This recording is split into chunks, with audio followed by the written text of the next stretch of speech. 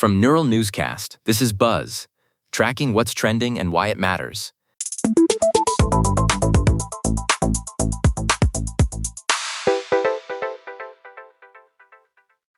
Tracking the pulse of the feed, I am Lila Grant. And I'm Jonah Klein. You're listening to Buzz. Jonah, our feeds are absolutely exploding right now with news out of Turkey.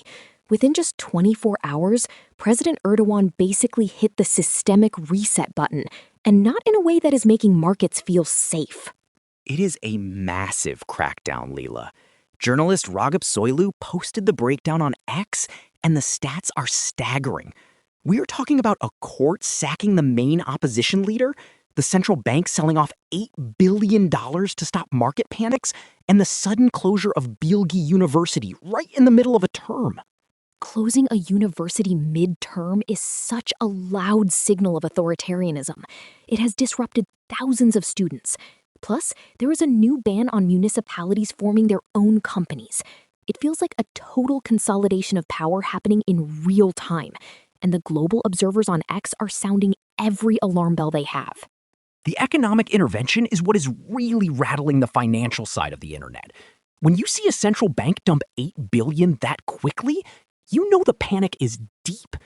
It is a high-stakes moment for Turkey's democracy and its economy, and the digital tracking of these moves is keeping the world on edge. Speaking of rapid-fire information, Jonah, have you noticed how news is being consumed in India lately? It is getting faster. Exactly. Outlets like Bharat 24 and the Sentinel are going viral for these super-fast news roundups. Bharat 24 has this 4-minute, 24 news format that covers everything from PM Modi to CM Yogi Adityanath in a frantic, digestible burst. It is basically news for the TikTok attention span, but on a national scale. And it is working! These clips are racking up thousands of views because people want the gist of international and national updates without the fluff. Even the Sentinel, based in Assam, is using this top 10 highlight format to dominate the regional conversation. It is efficient, but it leaves little room for nuance. Nuance is also the target over at the Daily Sceptic. Toby Young shared a summary challenging what he calls the prevailing orthodoxy of the climate emergency and public health crises. It is sparking a lot of debate on X, specifically among conservative circles who feel the mainstream narrative is a bit too rigid. It is that classic digital divide. One person's essential news is another person's orthodoxy to be challenged. But speaking of heated debates, we have to look at the NTR fandom drama. This one is pure internet chaos. The Telugu cinema fans are not happy, Leela. There was a post by user Anwaru_NTR that is going viral for calling the response to a recent movie glimpse disastrous. This is despite it reportedly being India's most viewed glimpse in 24 hours. The irony is real.